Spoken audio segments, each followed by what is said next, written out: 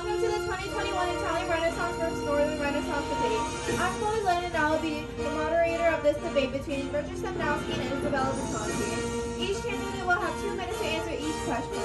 For the record, I decide the question to each topic and I assure you that no questions were shared with the 2 candidates. Now, we welcome Isabella Visconti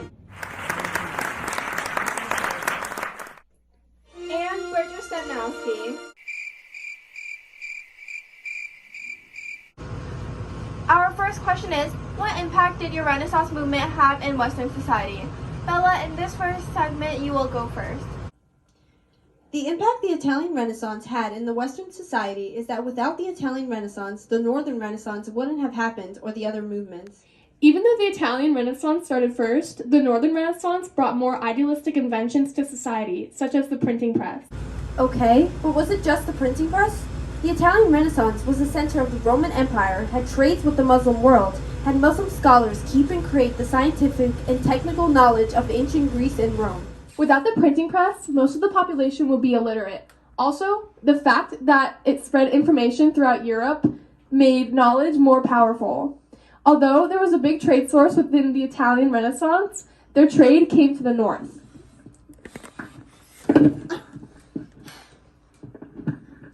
Okay, but humanists studied Greece and Roman classical culture. However, they used that research to better comprehend their own era.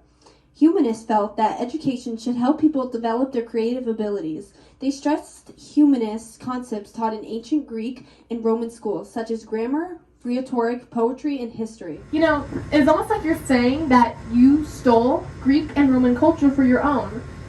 You see, since the Italian Renaissance was full of such rebirth and individualistic reformation, how come you didn't create your own culture? The Northern Renaissance took their own culture plus Christianity. Miss Moderator? Huh? Oh, right. The next question. Which figures were in your Renaissance movement and what did they do? The Northern Renaissance, one at a time. One at a time. Bridget will go first since Bella went first last round.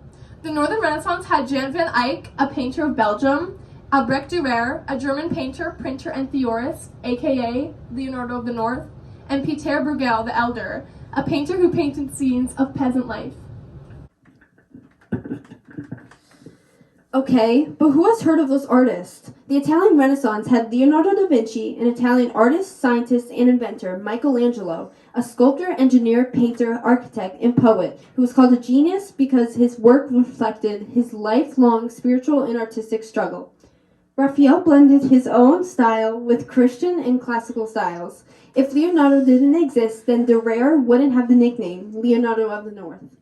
You know, the only reason Dürer did get that name is because his work ethic was probably way stronger than Leonardo da Vinci himself. Well, Dürer got that name because they had many talents, just like Leonardo. Well, I could say Dürer got more, but okay, I guess. The Italian Renaissance also had Italian writers Castiglione and Machiavelli. Castiglione created the Book of the Courtier, which discusses the manners, skills, learning, and virtues that a royal should possess. Machiavelli wrote a guide for rulers on how to obtain and keep power. The Prince, his book, examined real leaders in an era of brutal power politics and advised rulers to employ any means required to obtain their objectives.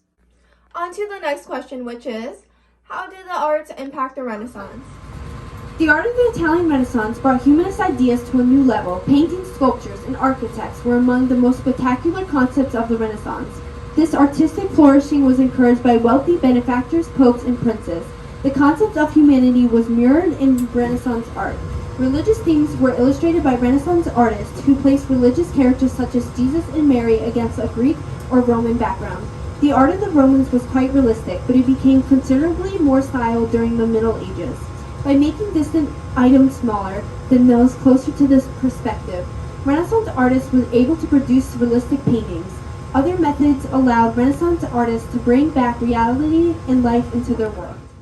Northern Renaissance artists' art displayed contained deep-hearted material with effects. Not to mention, these arts brought new materials to use such as oil paints, realistic measures, and wooden panel paintings. This is to give a completely revitalized and different look from the Italian Renaissance artwork. You can see artwork from Jan van Eyck with his piece Arnolfini Portrait create a new and better tone in the arts. My Renaissance is better. No, my Renaissance is better. No, mine is.